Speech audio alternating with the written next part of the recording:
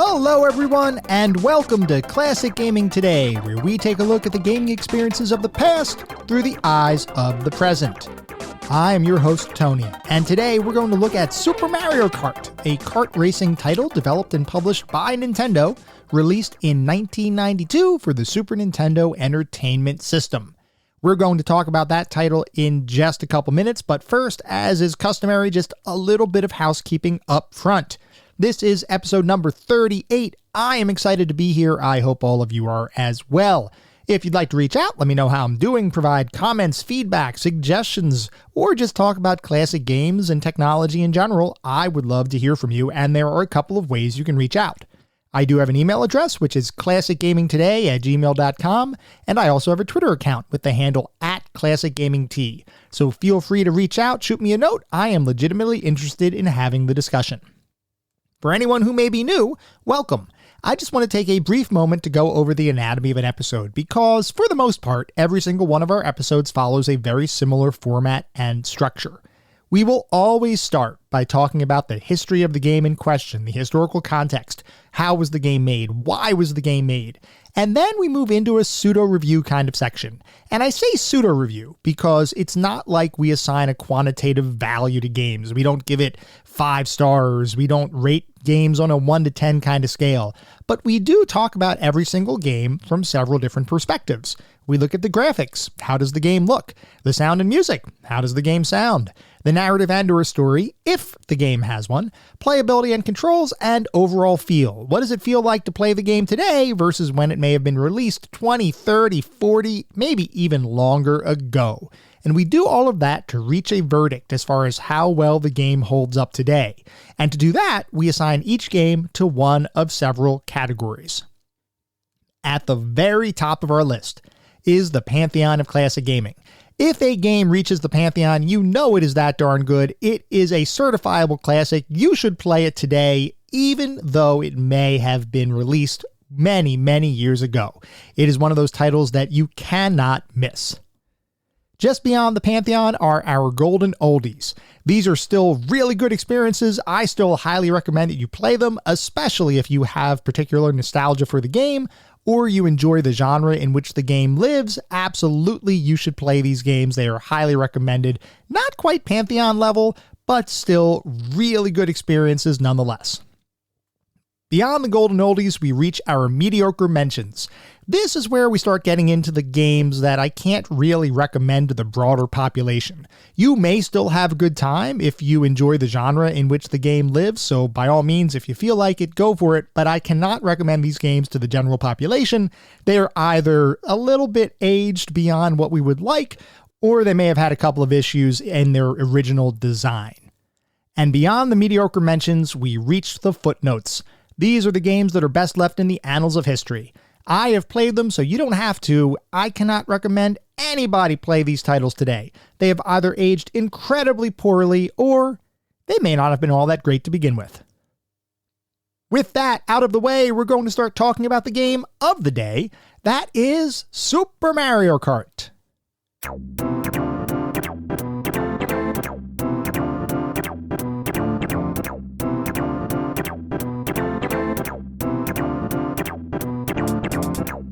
Super Mario Kart is a kart racing title developed and published by Nintendo, released in 1992 for the Super Nintendo Entertainment System.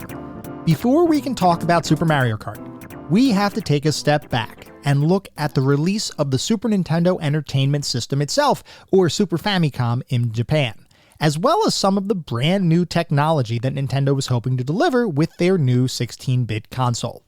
First though, I want to mention that there is an awesome Super Mario Kart documentary that the Gaming Historian YouTube channel published in late 2022. If anyone is interested in learning even more about the creation of Mario Kart, I highly recommend you check that video out.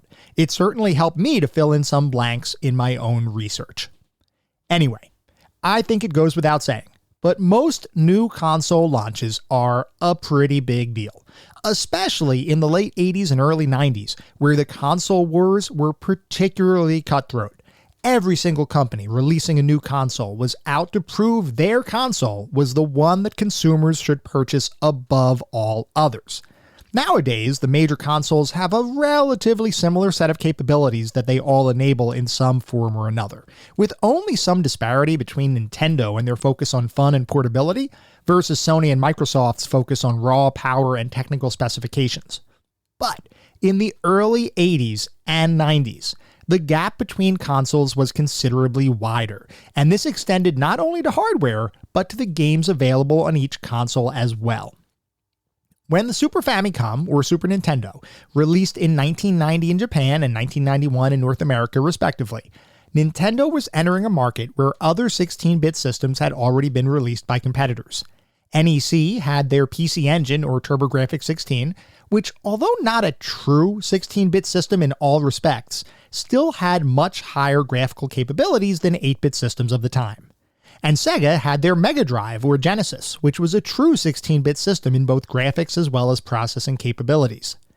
As Nintendo prepared to enter the market, they had to figure out a way to make up for lost time, as well as make a mark in the 16-bit video gaming landscape. Otherwise, they ran the risk of being left behind, despite the mega success of their original 8-bit Nintendo Entertainment System, as well as their Game Boy Portable system. And there were two major ways that Nintendo wanted to distinguish itself from the competition. One was technological advancement, and the other was in their launch titles and the extreme quality that they were trying to drive into those launch titles. From a technological perspective, I don't want to go into the nitty-gritty details of all of the technical specifications of the system. What I do want to focus on, though, is one major technological addition that Nintendo put front and center in the Super Famicom marketing materials, and that is the concept of Mode 7 graphics.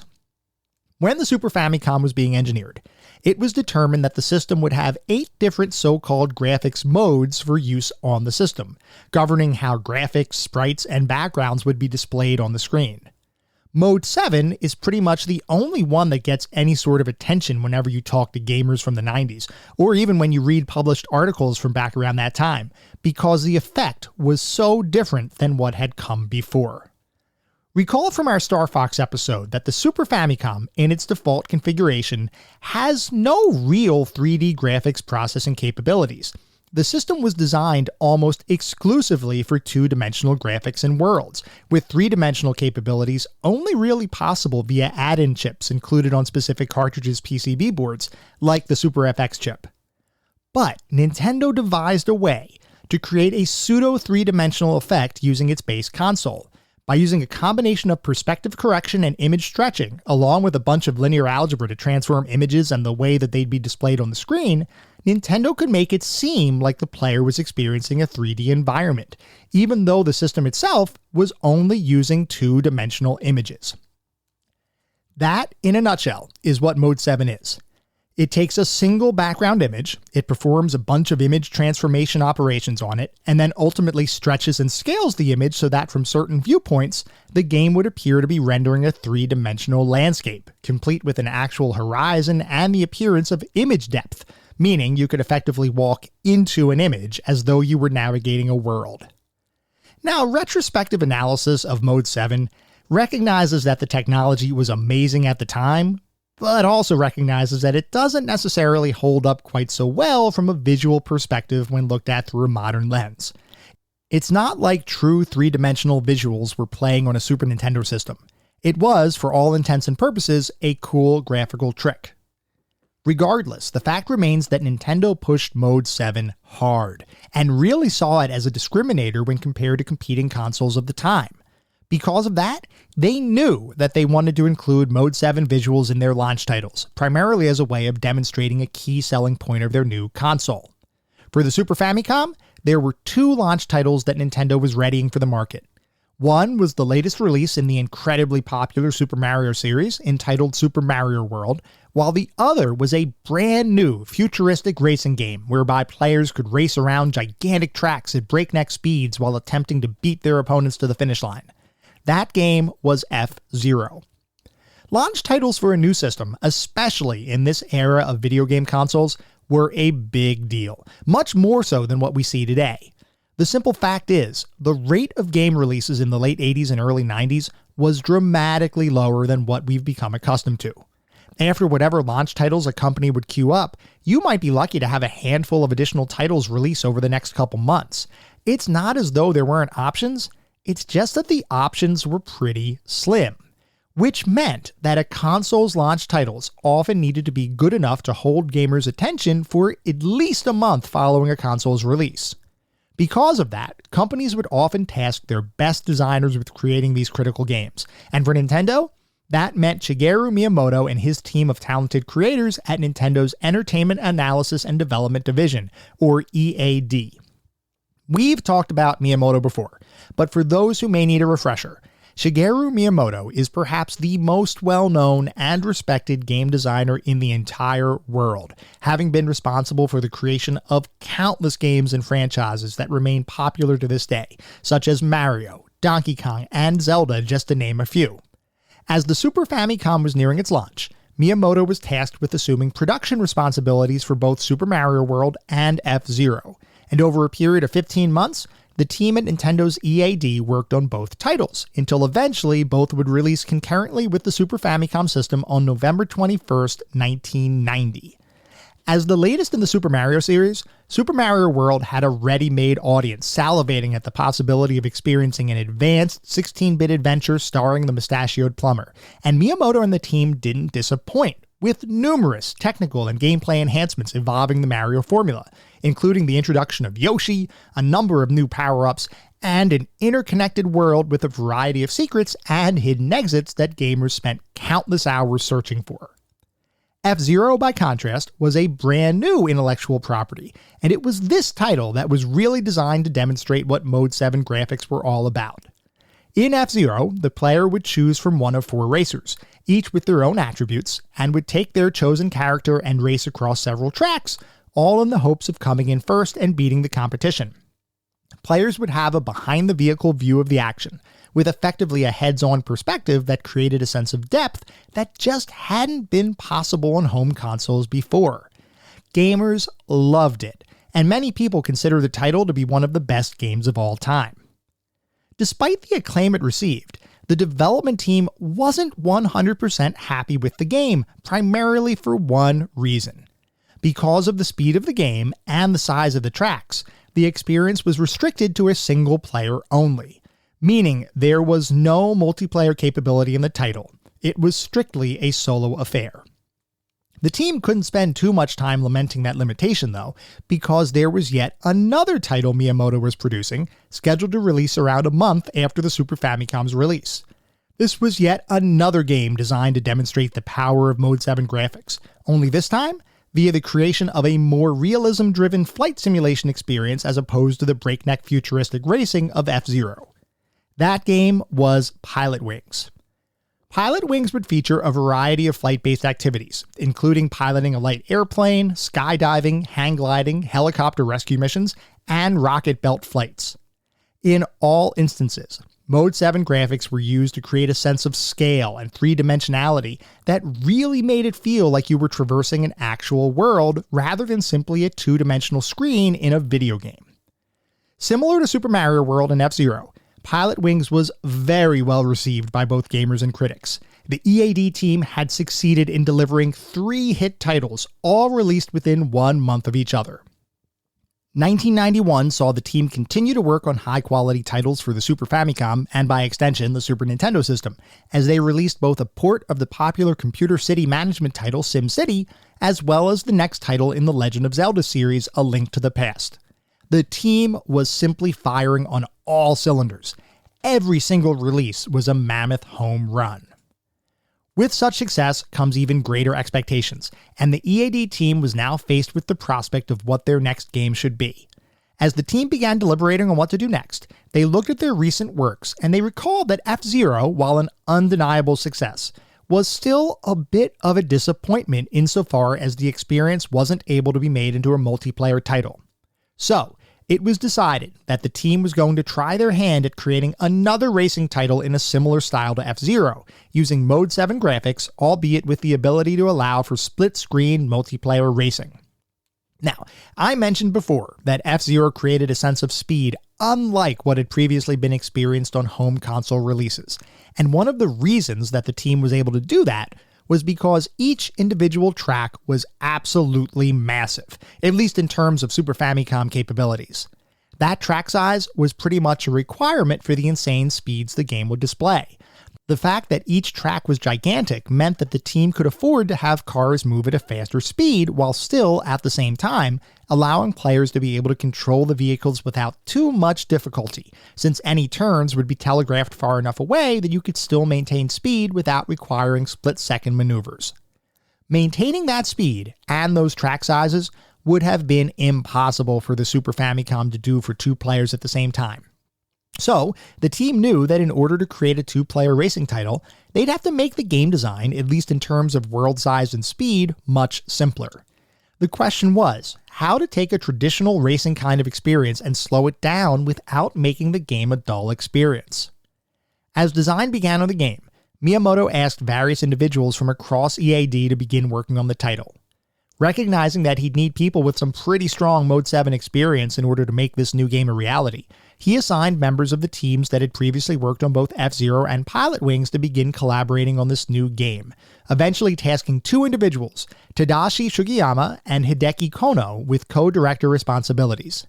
Sugiyama had just recently acted as the director for Pilot Wings, so he knew what it would take to bring a full-fledged Mode 7-driven title to market, while Kono was fresh off working on level designs for Super Mario World, which was pretty much Nintendo's flagship title for the Super Famicom. With Sugiyama and Kono in place, and the rest of the team filled out with programmers, artists, and other creative individuals that had previously worked on EAD's Super Famicom titles to date, the team got to work. Early on, the team decided to create a prototype of a racing title using hover cars, similar to the vehicles used in F-Zero, but with much smaller, albeit more complex, tracks, and a slower overall vehicle speed.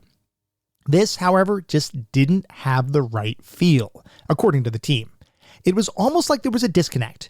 With hover cars styled similarly to F-Zero, there was an expectation that the action would be fast-paced. Making those cars slower just didn't work. Similarly, taking another type of traditional racing style like Formula 1, which was popular in Japan at the time, would have had the same kind of issue. If they couldn't maintain the right sense of speed, they couldn't do the game justice, and the game simply wouldn't be fun to play. One of Shigeru Miyamoto's core gameplay philosophies is that a game had to be fun above all else. It didn't need to be the most technologically advanced experience, but it should make players smile while they're playing it. These early prototypes were not hitting the mark. As luck would have it, while the team was researching alternate forms of racing to potentially base their game on, they came across go-kart racing, which looked as though it might provide a slower-paced, albeit still fun, experience for players. But none of the team had any real-world go-kart knowledge, so they actually spent a day away from the office and went to a local go-kart racetrack to both learn more and to experience what it actually felt like to race in these mini car-like machines. By the end of the day, the team knew they had found the idea upon which their new game would be based. Go-kart racing was a slower-paced style of racing with much smaller tracks than traditional racing types, so it seemed like it would meet the requirements of the multiplayer racing title the team was beginning to design. And beyond that relatively technical viewpoint, go-kart racing was simply fun. So, the team had a concept. They just needed to figure out how to convert that concept into a playable, fun experience. The first prototypes of this new kart racing experience were very simple, but still developed enough that the team could get a sense of how a final product could potentially play out. There were tracks, and there were a number of multicolored kart racers, all of whom would race around the tracks with the goal of winning the race. Even in this simple state, everyone on the team agreed that they captured the essence of kart racing, but something was still missing. The prototype felt barren in a way. Or maybe it just felt sterile. There was no character to the experience. It was simply generic racers racing around generic tracks. Maybe the red character would come in first. Maybe the blue one would eke out a win. Or who knows, maybe the pink racer would squeak out a victory. At the end of the day, it didn't much matter. There was nothing special about it. The team continued to try to figure out what was missing, until one day they had an epiphany.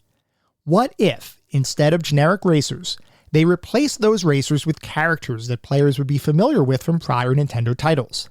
And what if, instead of simply racing around generic tracks, players would race around themed locations, once again drawing from Nintendo's back catalog of titles? This was an intriguing concept, and given the team's pedigree, one franchise immediately sprung to mind. What if they brought the Mario universe into the title?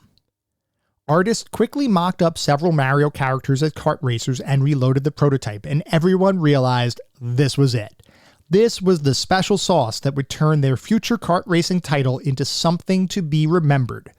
This was the birth of Super Mario Kart.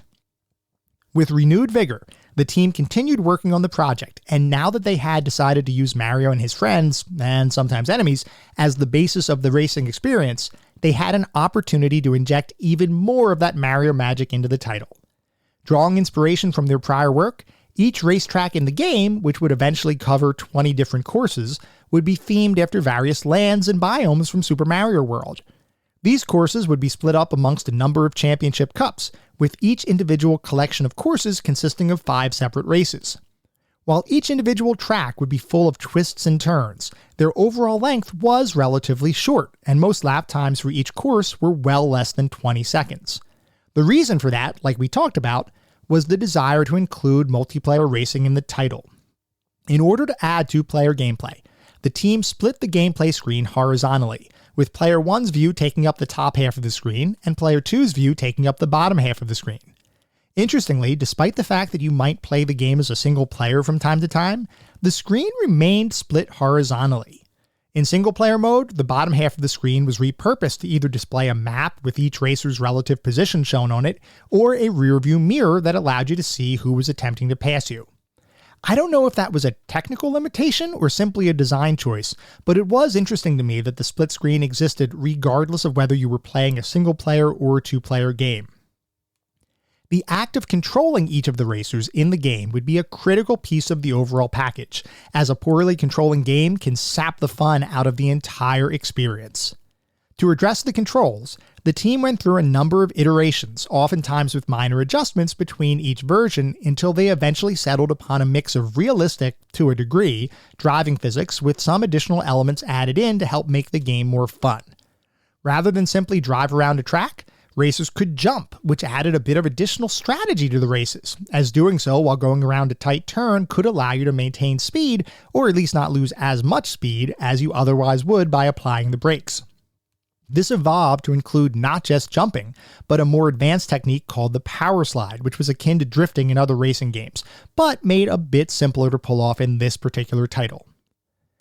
With the controls and overall design coming together, focus shifted on how to make the game even more fun, especially for players who might be a bit less skilled at actual racing mechanics.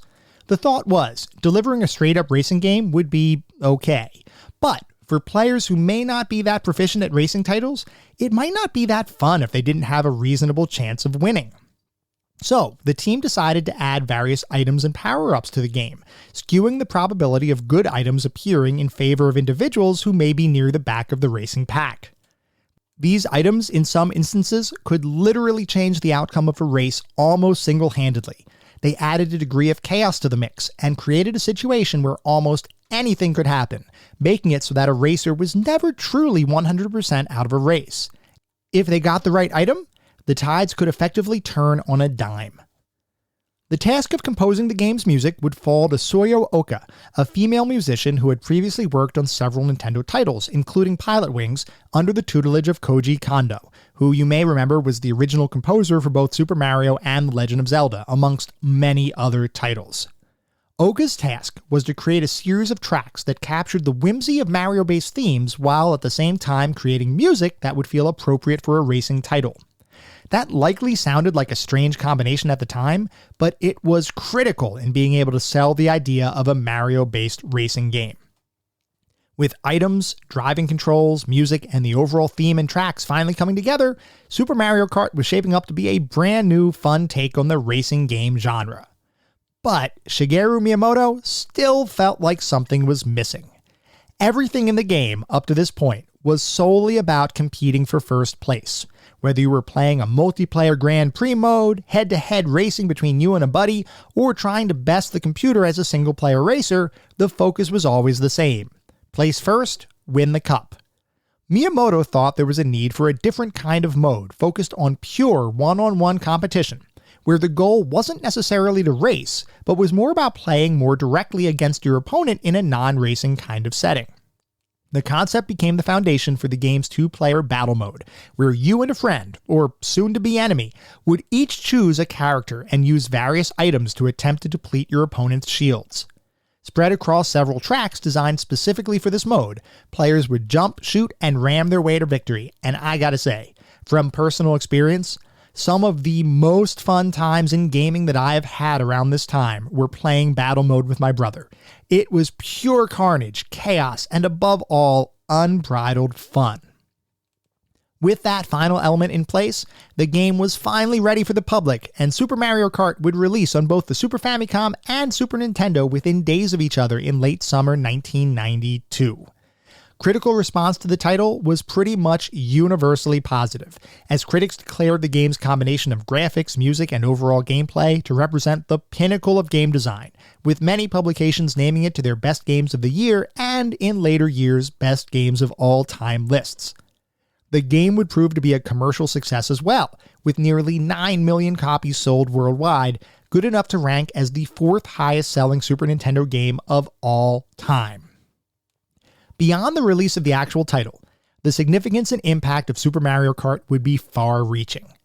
For one, it single-handedly created a new genre of racing game, the kart racer, and over the years that would follow, a number of companies would try their hand at copying Nintendo's success by releasing their own kart racing experiences. Even further, and perhaps more importantly, Super Mario Kart was the first title where Mario Universe characters would appear in a game outside of one of Nintendo's traditional platforming games, and based on how loved the game became with players, it was a formula worth exploring further. This would lead to a number of titles where Nintendo mascots and characters would appear in a variety of settings and game types, with Mario and his friends taking part in tennis tournaments, board game nights, soccer matches, baseball games, golf outings, and, perhaps most significantly, competitive fighting tournaments. Without Super Mario Kart proving that Nintendo characters could cross over to other game types, I wonder if we would have ever gotten Super Smash Bros. Maybe, but maybe not.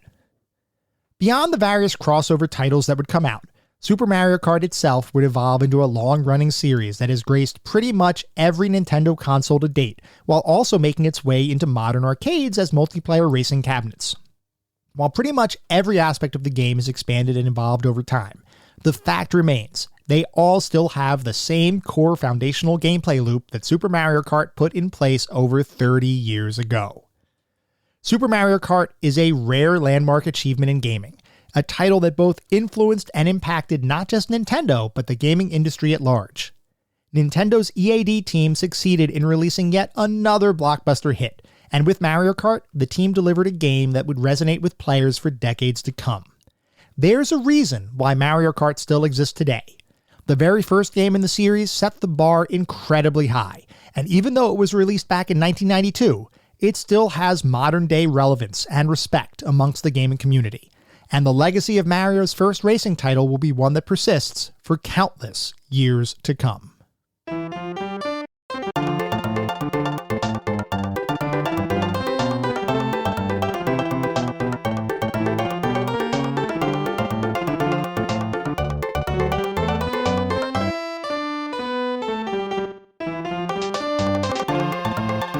We are now going to shift to start talking about how it feels to play Super Mario Kart today versus when it was released over 30 years ago. So just to go over high-level overview, Super Mario Kart is a kart racing game. You choose from one of 8 different racers, and you race around a number of different tracks, and they have a variety of different environments. You might have one track that is an icy lake. There might be some muddy off-road courses, some traditional racing tracks with an actual asphalt surface, sandy beaches, rickety ghost houses, lava-surrounded castles, and, if you're good enough, a road literally made from a rainbow. Now, Super Mario Kart has several different modes. It's not just a pure racing experience. There are a number of different ways that you will interact with the game and a number of different modes that you can play the game in. So let's talk about each of those different modes just briefly so that we all get the sense of what the game overall encompasses. One of the primary, if not the primary mode in the game is their Grand Prix mode, which is a single or two player kind of experience. And in this mode, you pick a difficulty, which effectively is your overall speed of your karts. So you start with 50cc and 100cc unlocked. You can, if you perform really well at the 100cc course, you can unlock 150cc difficulty mode, and we'll talk about those difficulty modes in a little bit. But the way it works is you pick a difficulty mode, you pick a racer, and then you go off and you race. There are a few different cups you can choose from. In 50cc mode, there are 3 different cups that you have the ability to select. Each of those cups are a collection of 5 different races. So as 50cc mode, you can select between one of 3 different cups. Each of those has 5 races. In the 100cc mode and 150cc mode, you can select between 4 different cups, because the final cup in each of those races, or in each of those circuits, is a much more difficult selection of tracks that's really designed to put your skills to the test. Now, within the Grand Prix mode, the goal is not necessarily to win first in every single race, but you want to win first across the entire cup that you are racing in. In each race, you can place either first, second, or third, or fourth. If you don't rank 4th or higher, you will have to restart the race. So you do have to finish the race in either the 1st through 4th position, and depending on which position you finish in, you get a number of points assigned to you. And that happens for each of the 5 races in the overall cup that you've selected. So you can have any number of combinations of different placements in each of the individual races. As long as by the end of those 5 races, you have more points than the competition, you win. And if you get one of the top 3 places, there's a little trophy screen that happens after the fact, and you get awarded a trophy, and you kind of are congratulated by the game. Although in reality, the only spot that actually matters is getting the gold, because you need to get gold in order to unlock some of the other features in the game. So regardless of the fact that you can play for fun and win, or place or show, so to speak, in horse racing terms, you really do need to win in order to unlock all of the different aspects of the game. So that's Grand Prix mode, single player or 2 player, so you can play with a friend if you have somebody local that you want to play with. There's also match racing, which is a 2-player exclusive mode. This mode is really just a one-on-one race kind of experience. It's you and your friend or enemy, and you are racing around a track of your choosing. The goal is to beat the other opponent. Not a whole lot to say about that mode. That is just a very simple, straightforward mode if you really just want to have a one-on-one kind of experience. There's also a time trials mode, which is exclusive to single player. And this is where, once you get through the racing, once you get through the Grand Prix, once you kind of get really familiar with the tracks, this is where I would anticipate a lot of people will spend a lot of time, because all it is picking a course and trying to get the best possible time on it. And you might say, well, that sounds, I don't know, kind of boring. You're not really competing against other people or other racers. But here is where it really comes into play.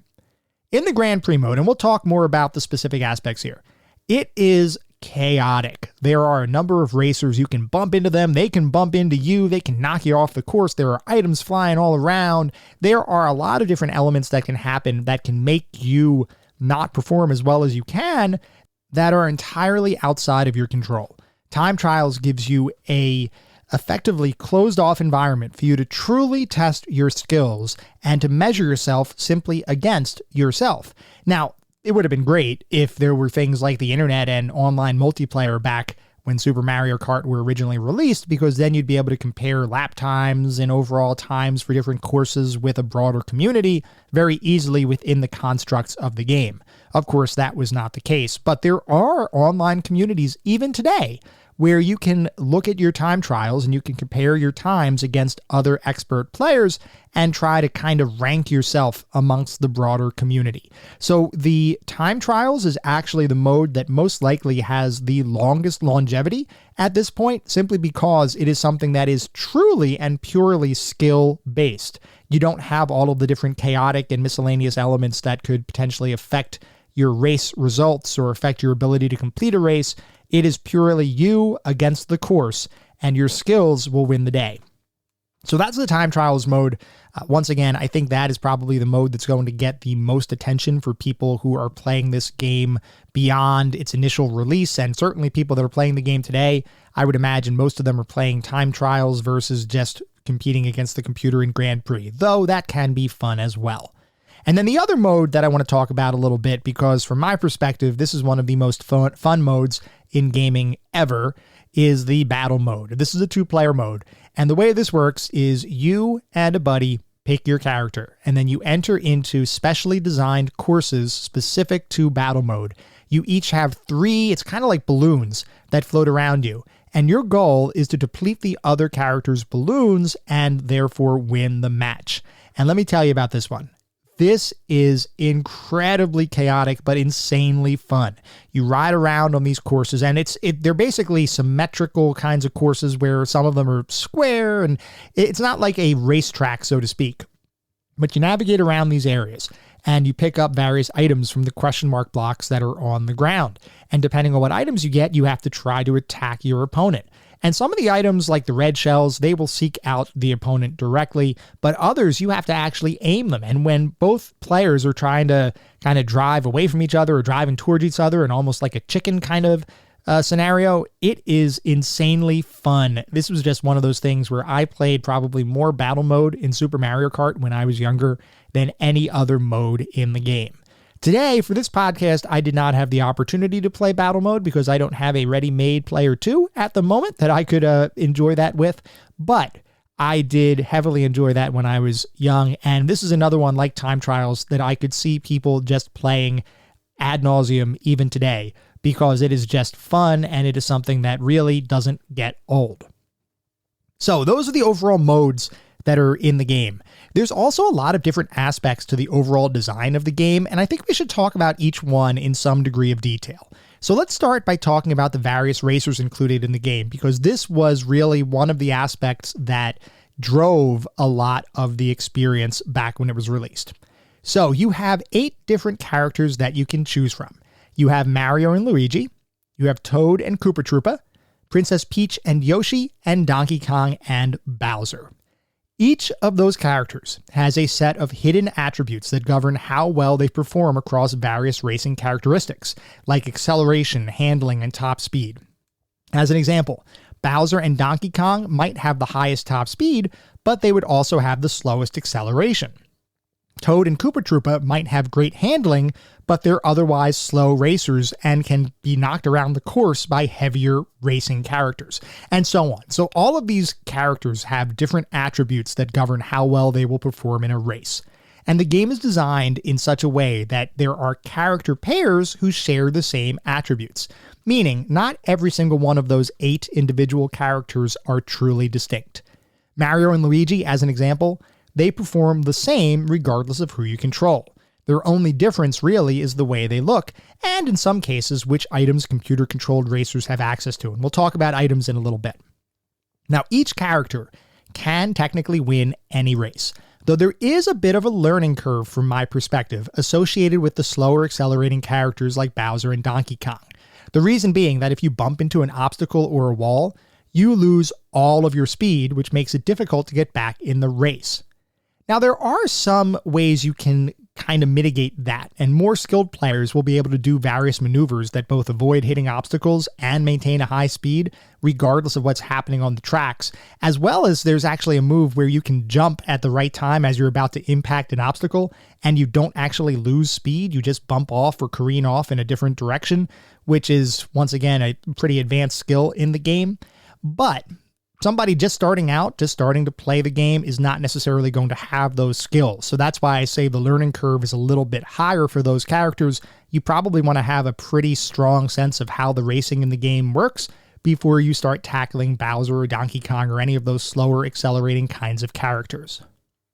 So those are the characters in the game. Let's now talk about power-ups, since they can have a huge impact on how each race plays out. And I'm going to talk about each one briefly.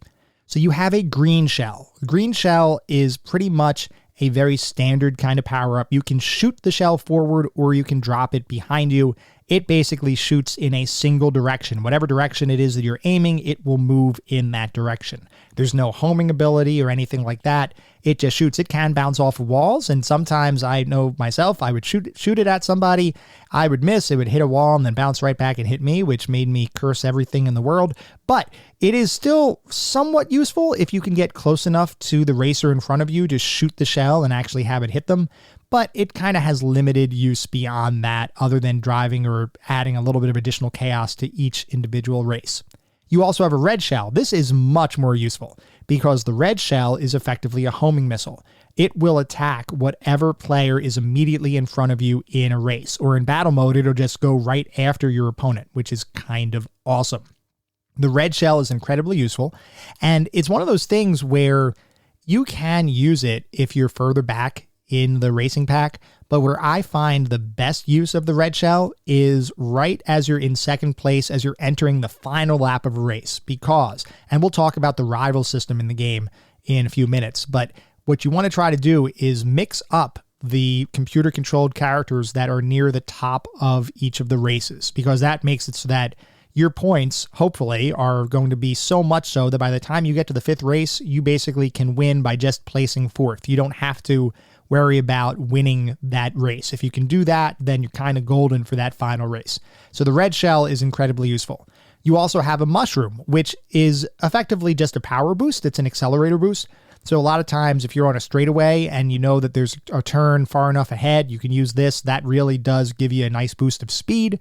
You do want to be careful using a mushroom around corners or certainly on tracks that don't have walls, because you can potentially shoot yourself right off the side of the track. There's also a banana peel, which, similar to the green shell, can be thrown either forwards or backwards. This, when you throw it or when you drop it, will remain on the track in a single position.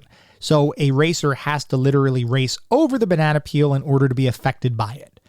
There's also coins in the game. Now, coins are an interesting mechanic that were added into the game. You can get coins either by driving over them on the track, or you can have coins be an item that you get from one of the question mark squares that are on the track itself. And the way it works is the more coins you have, the higher your possible top speed is. And I believe it tops out at 10 coins. So beyond 10 coins, I don't believe it provides any sort of additional benefit. But it is definitely something where you would want to, if at all possible, maintain around 10 coins in your inventory at any point in time, because you can lose coins. If you fall off the side of a track or you need to be rescued, you will have to give up a couple coins for the privilege of being rescued. You can also lose coins if enemies or enemy racers bump into you. And let me tell you, they will bump into you. So you do want to pay attention to your coins a bit. Not the most useful item in the game, but it is something where at least up to that 10 count, where you get to what is effectively your max top speed, they do serve a purpose. There's also a feather in the game, and this allows you to do what is pretty much a super jump. This has limited use in most tracks, but there are some tracks, particularly in the Ghost House tracks as well as the Bowser Castle tracks, where you can exploit a fairly good set of shortcuts if you have use of the feather. That's really the main use that I found for them, is being able to take some shortcuts in those tracks, and some of them are pretty significant shortcuts. So you do want to keep an eye out for where you could potentially jump over gaps that would otherwise be unable to be traversed other than going around them. Jumping over them can sometimes give you a major leg up in the overall race. There's also star power in the game, which is just like star power from Super Mario games. You effectively become invincible. The driving mechanics also change when you have star power.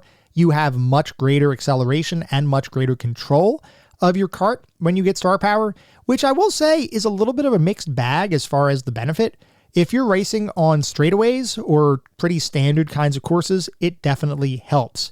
If you have a lot of turns, though, and curves in a particular track, you may actually be better off using power slides to go around there as opposed to star power, because I found that at least on a few tracks, when I would try to turn because I was expecting to do a power slide, I kind of overcompensated the turn and made myself go into a wall, which actually ended up hurting my chances of winning versus winning. The one thing I will say that I love about star power is if you bang into another racer, it completely wipes them out and you get to continue on your merry way. And with the way some of these computer-controlled players play, That is something that definitely made me happy. Beyond that, there is one other item available in the standard racing mode, and that is the lightning bolt, which is a literal game changer. You get the lightning bolt and you can make everybody else shrink, which reduces their speed and allows you to ride over them, which once again knocks them out of the race for a period of time. This is something where you could be in last place, you could get the lightning bolt, and you could literally propel yourself to first place if you race well enough. It is that overpowered, which is awesome. Now, the game itself has this at a relatively low probability of ever appearing, and will only appear if you are in the back of the pack. I believe the only chance for a lightning bolt to appear is if you're in 5th place or below. So it's not like you'll be in first place, you get a lightning bolt, and you can completely decimate the competition. There are various, I'll say, advantages given to the computer that prevent you from getting too far ahead of them, and that's one of them. But at the same time, the game does provide some opportunity for players to be able to get back in the race if they're not performing quite as well. And I do want to mention there is only one other item in the game. It is specific to 2-player battle mode, and that is the Ghost. The Ghost will turn you invisible and will steal whatever item your opponent has, which can be pretty darn fun if you get a good item from them and it makes you go invisible. So that is a little bit of a fun item to use. That's not available in any mode other than the battle mode. Now, even though those are the items in the game, the interesting thing is that computer-controlled racers don't necessarily use those items. Those items are pretty much only for the player. All of the computer-controlled characters have their own unique items in many cases, some of which act similarly to the standard items in the game, but there are others that are completely unique. And like we talked about, there are sort of kart pairings or car pairings that we have for the different racers and attributes. There are also some pairings that happen with items here as well. Not in all instances, but in some. Some of the characters share certain items. So as an example, Peach and Toad both have access to a mushroom. Now this is a poison mushroom, which means they can throw it out on the track, and if you land on it, it shrinks you down, similar to the lightning bolt, albeit it doesn't spin you out like the lightning bolt does. So this will basically make you shrink, and it makes keeping any sort of lead that you may have very, very difficult because you're moving slower and you can potentially be run over by other racers. Donkey Kong has access to a banana peel, which is the same exact banana peel that's in the game available to players. So really nothing to talk about there. Yoshi has access to an egg, which acts the same exact way as a banana peel. It is simply a reskinned banana peel, so nothing really to talk about there. Koopa Troopa has access to a green shell, which is the same exact green shell available to players, so nothing really to call attention to with that one. Mario and Luigi both have star power. That is the same star power that you will get, or that a player can get, by racing around the course. And Bowser has a unique item, which is a moving fireball, which basically he puts the fireball down on the track, and it can move a little bit horizontally left and right.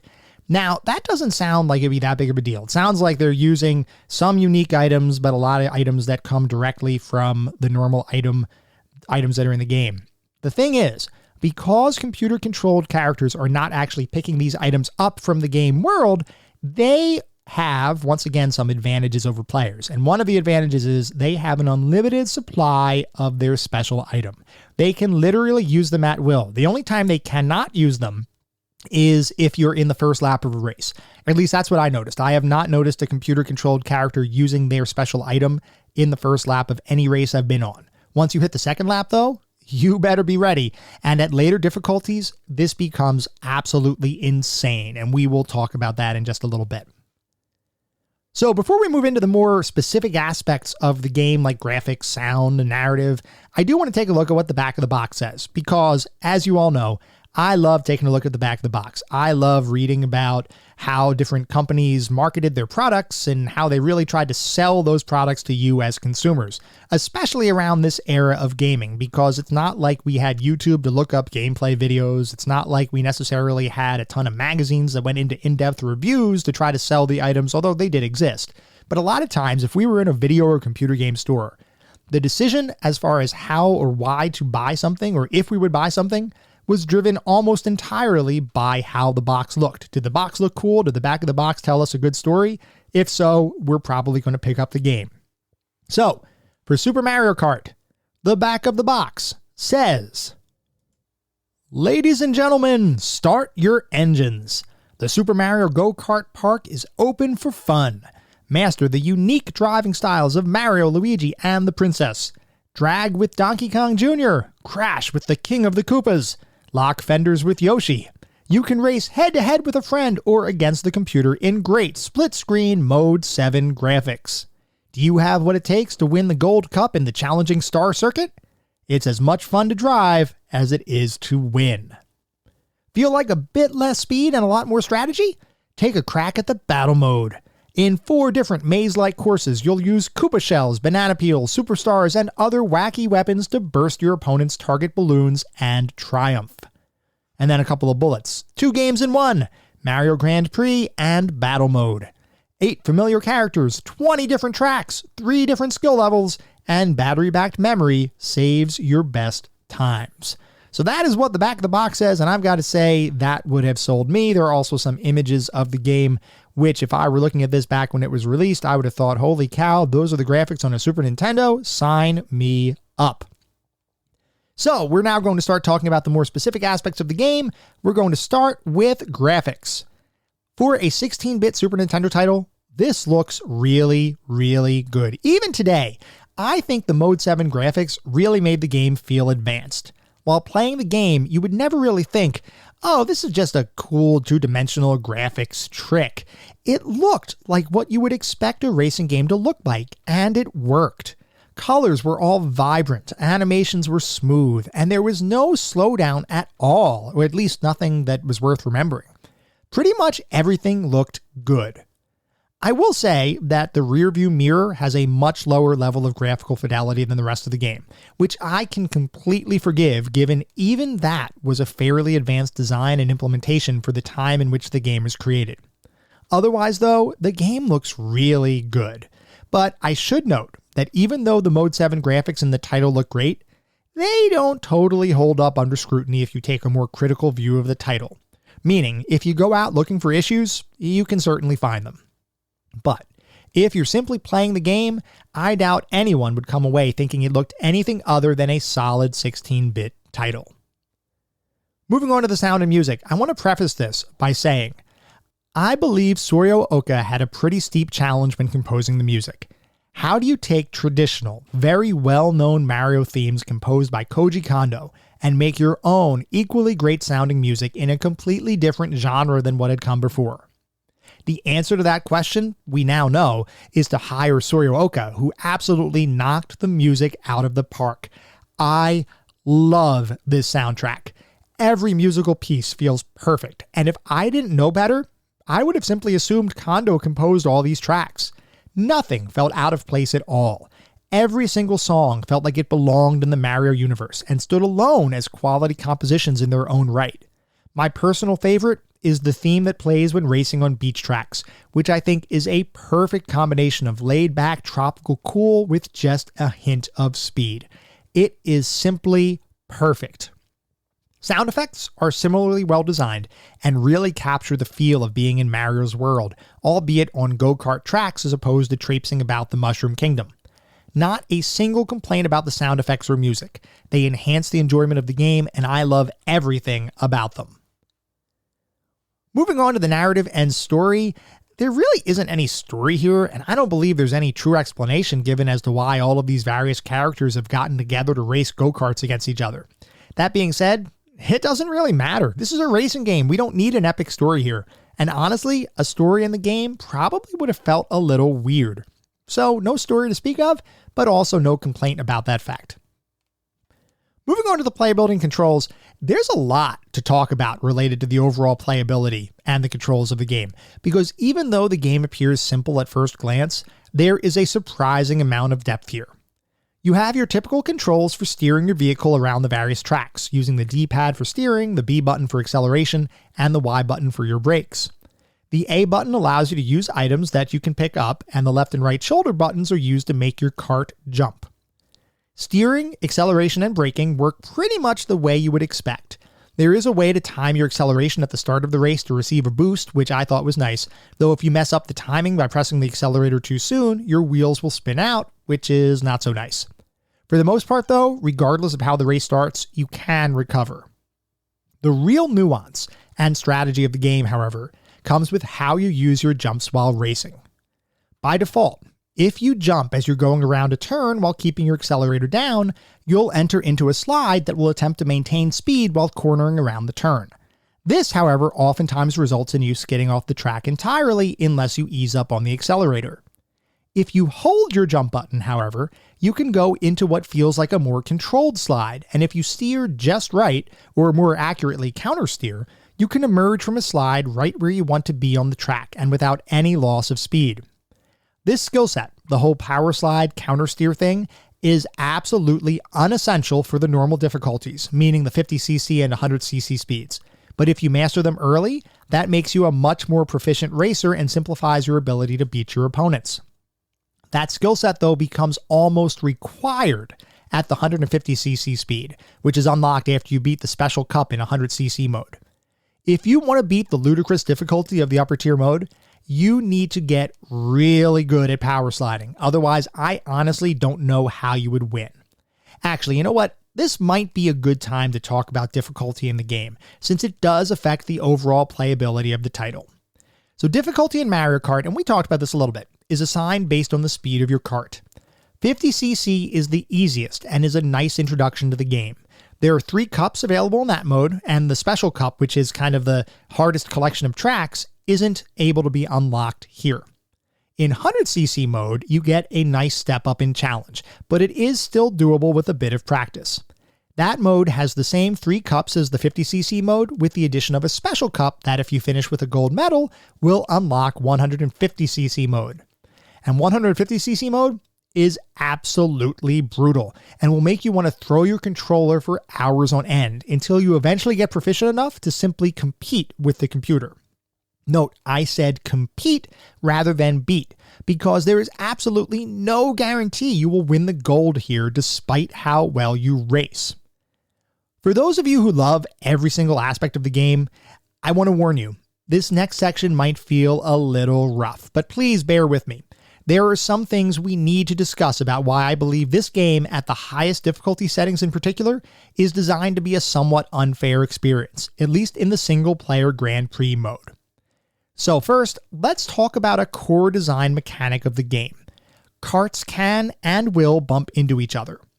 Taken by itself, that's not a big deal, and it can sometimes be fun to bounce back and forth when you're all grouped up. In the later difficulties, however, and in particular, on the Ghost track in the Special Cup of 150cc mode, the computer will actively try to ram you off the track if you even attempt to enter their driving line.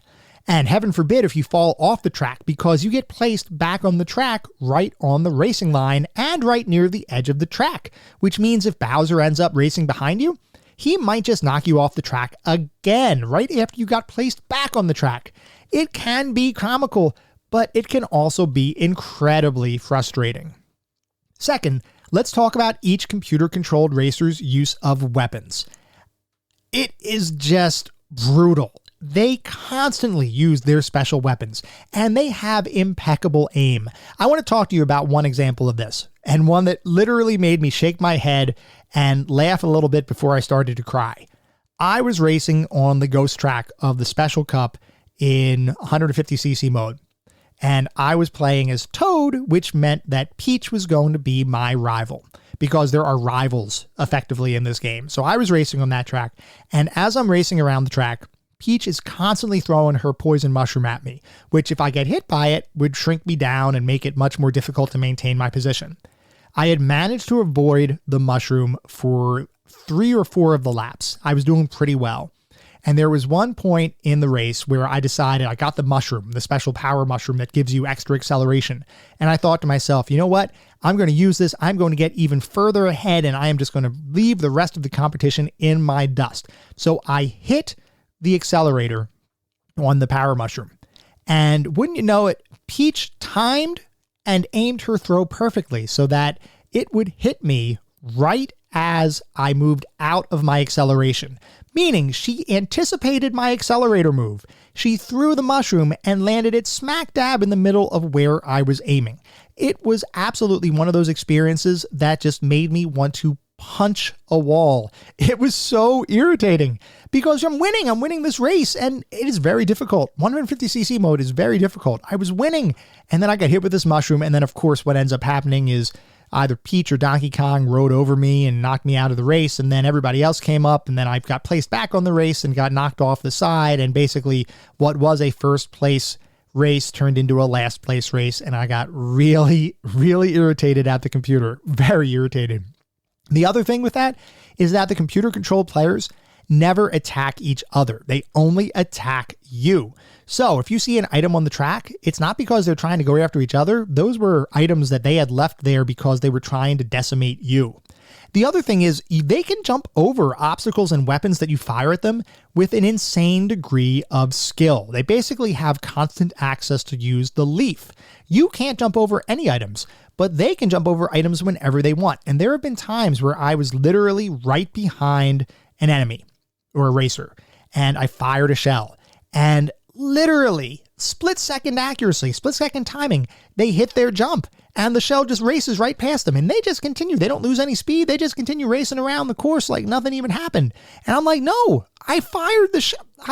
You should have. Well, in any event, it can be a little bit frustrating. So let's talk about the rival system too, because I've referenced it a couple times so far. And this also plays into the concept of what a lot of people have termed the rubber band style of racing gameplay. Now, I want to preface this by saying, from what I understand, the original Super Mario Kart does not, in fact, have the same kind of rubber band gameplay systems in place that future iterations of the title have. But I want to use that analogy for the point of this discussion. Rubber band gameplay refers to a mechanic where no matter how far ahead in a race someone may be, the game will take various actions to make the race actually be a closer finish. That could be giving better items to individuals who may be falling behind, or in the case of computer-controlled characters, giving them superhuman speed and abilities to catch up to the pack. The Super Nintendo version of Super Mario Kart has some aspects of this, like the fact that the worse you're doing, the better the chance that you'll receive a good item from the question mark blocks that are littered around the track. Another way the game uses a rubber band-like mechanic is with its rival system. Note that I don't know if this is an official name for the system or not, but the rival system that I'm talking about refers to the fact that for each character, there is a predefined rival who will always hang with you in a race. As an example, Toad's rival is Peach, which means that by default, a race outcome will either always have Peach win over other computer-controlled characters, or if you win, Peach will come in second, no matter what. Unless, of course, you manipulate the outcome of that event, say by firing a red shell at Peach to make her drop down in the rankings, which you might think, awesome, there's no way Peach catches up now. Except you would be wrong, since because Peach is your rival, as long as there's at least a lap left in the race, she will catch up, almost guaranteed. Legitimately, the computer cheats to make this happen. There is no way, under normal circumstances, anyone could catch up with the speed that these computer characters do. The one caveat here is that if you are on the last lap of a race, you could actually knock Peach out close enough to the finish that she doesn't finish the race in second or first.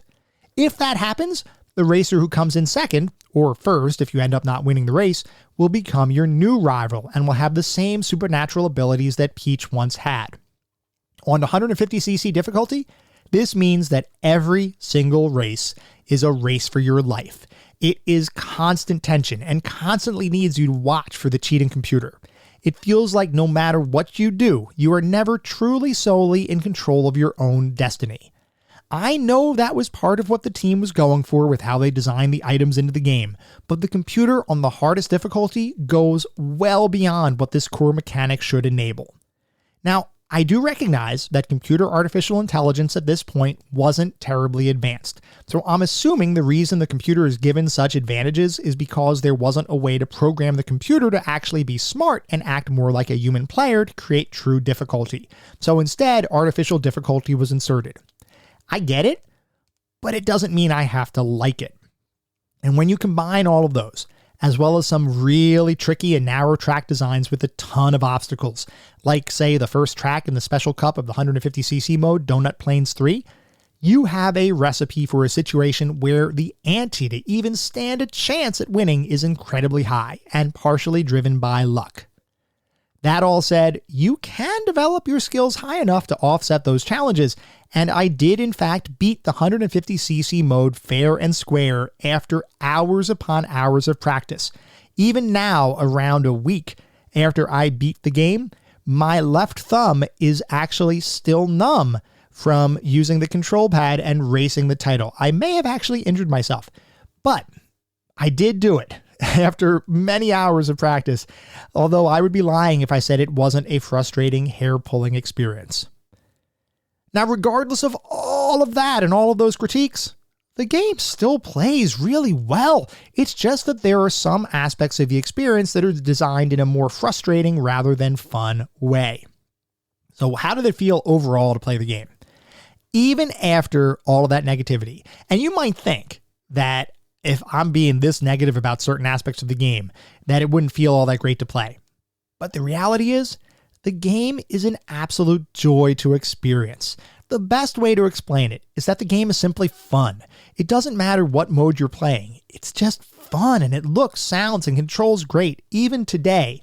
In fact, I would go so far as saying every single mode, with the exception of the 150cc difficulty, provide some of the most fun possible in a single gaming experience.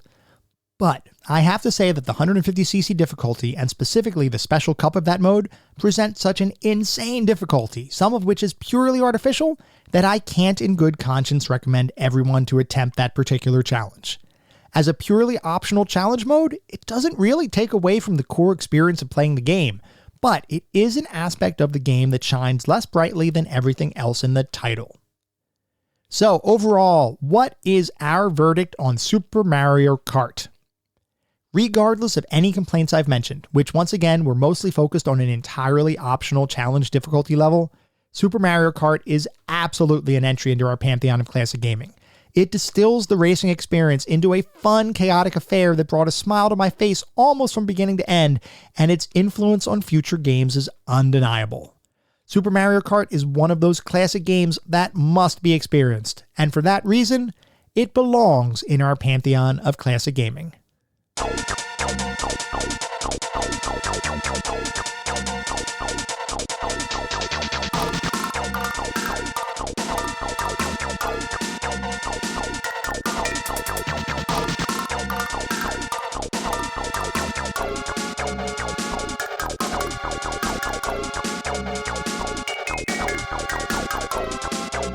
That was our episode on Super Mario Kart. I hope you all enjoyed listening to it as much as I enjoyed creating it.